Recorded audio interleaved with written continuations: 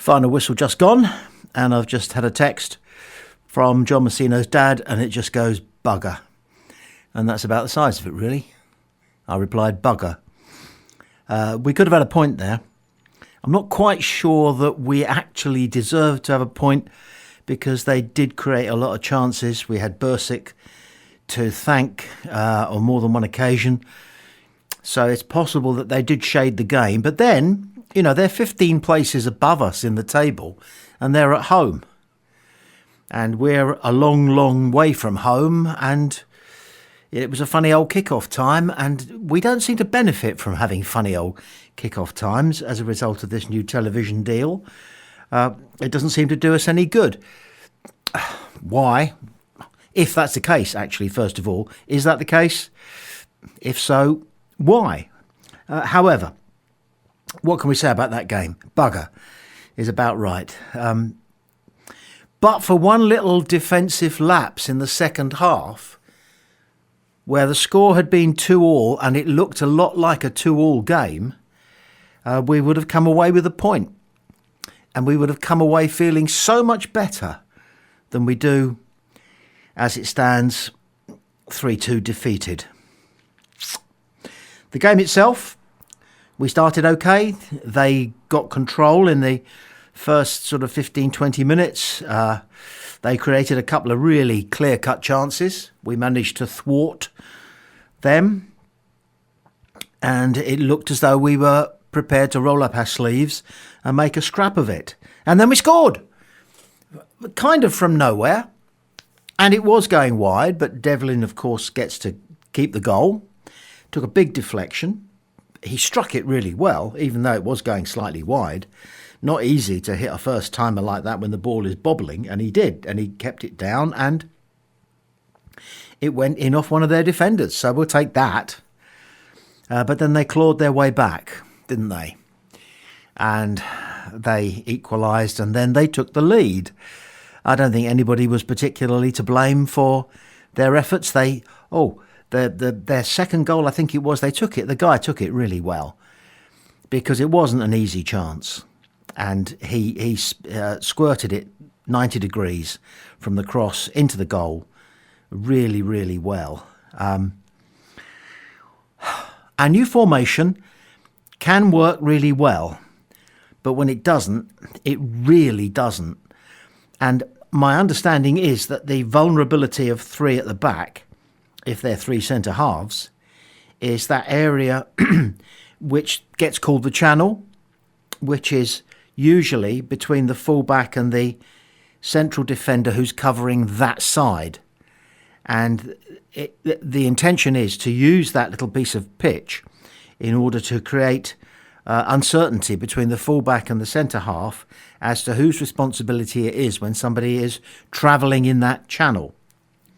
When you're playing three at the back, it changes very slightly in that the channel now belongs to the centre half who is on that side of the pitch.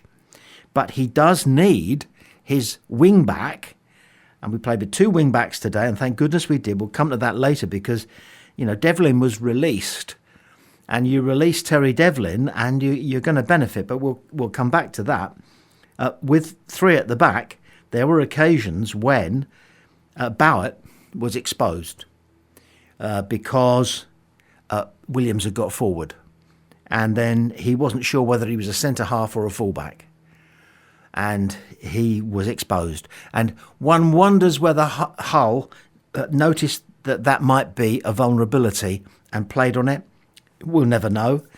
Their head coach, somebody that I heard Guy Whittingham say he'd never heard of, and Moon agreed that he'd never heard of, Sergei Djurkovic, big lad, Bosnian, had a 20-year playing career, never played for any club more than about 15 times, 21 clubs he had in his playing career. I've never ever come across anybody who's had more than that, or anywhere near that, actually. Don't know what that tells you about him as a footballer, or perhaps him as a bloke. He certainly, and I'm going to say something offensive now, he certainly behaved in the technical area like a soccer mum. You know, they're cliches in America, and we get plenty of them over in the UK on a Sunday morning when the juniors are playing. He was just screaming and shouting and waving his arms at absolutely every moment. Every time the camera went wide and you could see a little bit of the touchline and the technical area, he was doing sort of frantic animated semaphore. Okay, so he wants to win, and he knows how temporary life is as a manager in the Championship if you are with a club owned by a lesser owner than the one that we have. But anyway, I mean, and more happened on the touchline in this game. Well, a lot happened on the pitch, actually, so that gives you some idea of the amount that happened on the touchline. Because towards the end of the game, and we'll come back to it, we had a broken electric board, and nobody knew what was going on, because apparently we've forgotten to speak. But we'll come back to that. The game. What else happened? Terry Devlin scored twice. He became Pompey's second top scorer this season, not just in one game, but in one half. And didn't he take the second one well? Okay, so the first one was probably going wide, but a great strike. He deserved to keep that goal, which he will. The second one, the way he rose and steered the ball into the back of the net, that could have been Alan Shearer. But it wasn't. It was Terry Devlin. He plays where he wants. And because we were playing three at the back, there he was, up front, free, surprising them. Who's this guy coming up? They're right back. What's going on? Excuse me. So Devlin was by far and away the star of the show in the first half. Couldn't keep it going, could we? Came out for the second half. We made a sensible tactical substitution.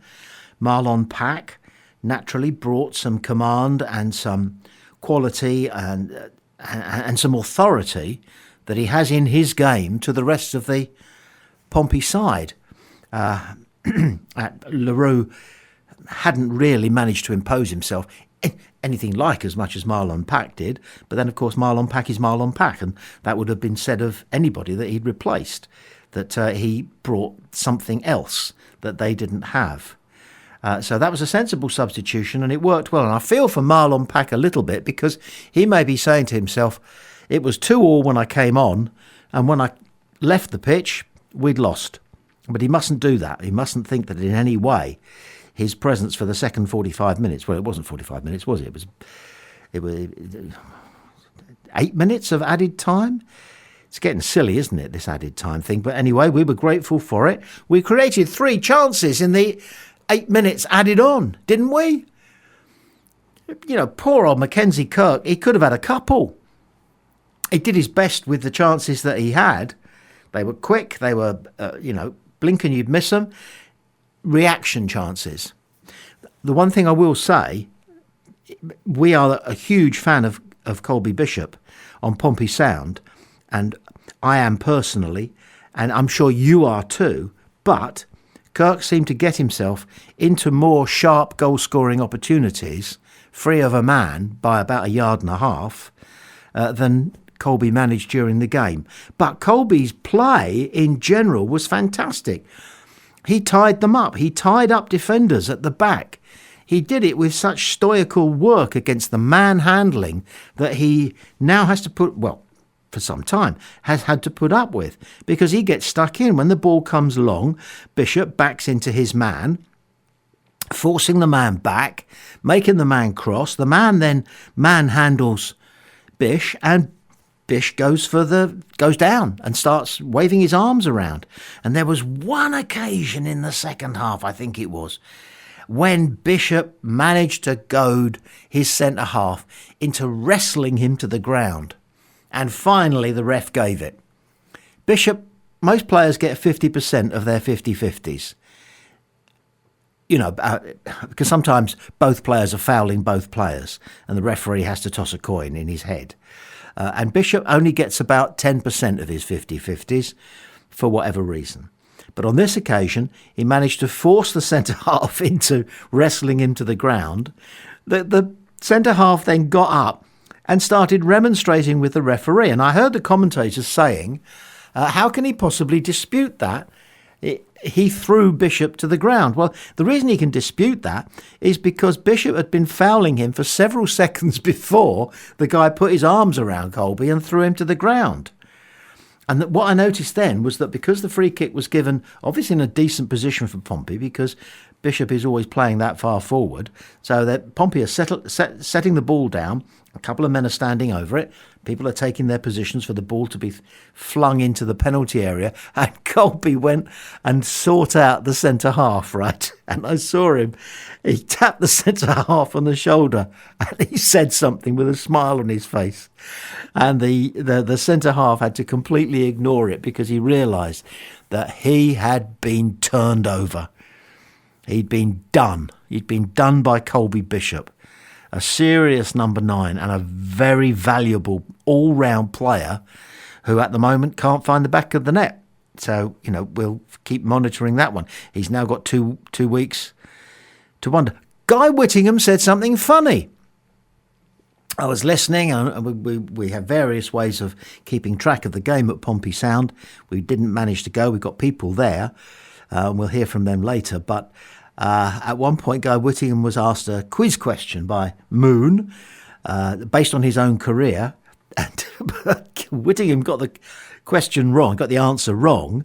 And then he said, and it was funny, he said, oh dear, now I've got 2 weeks to mull over that one and feel bad about getting my quiz question wrong. Oh dear, the international break.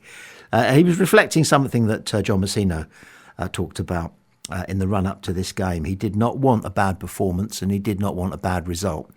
We got a bad result, but I don't think we got a bad performance. What do you think?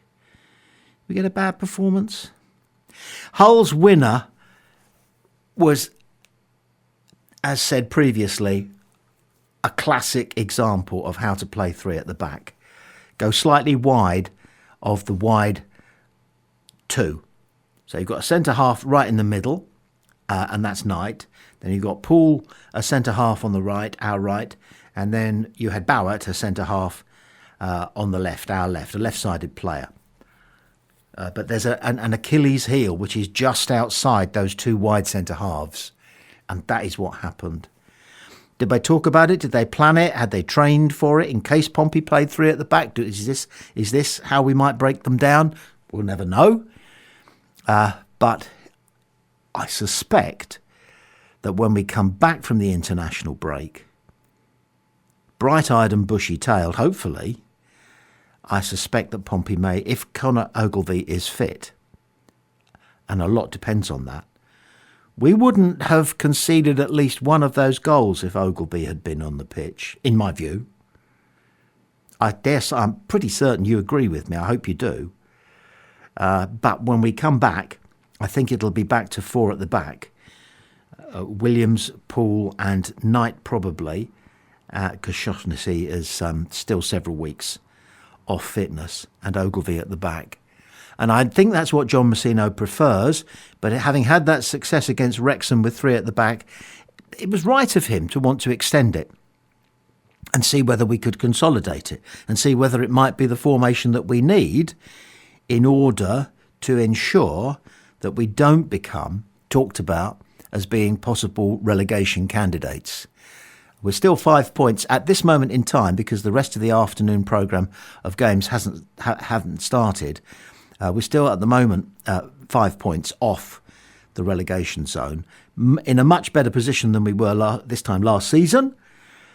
So it could be that we are looking at aiming not so much at a top half, the bottom end of the top half for this season, but we're looking at least getting ourselves clear of relegation more than with 2 games to go, which would do.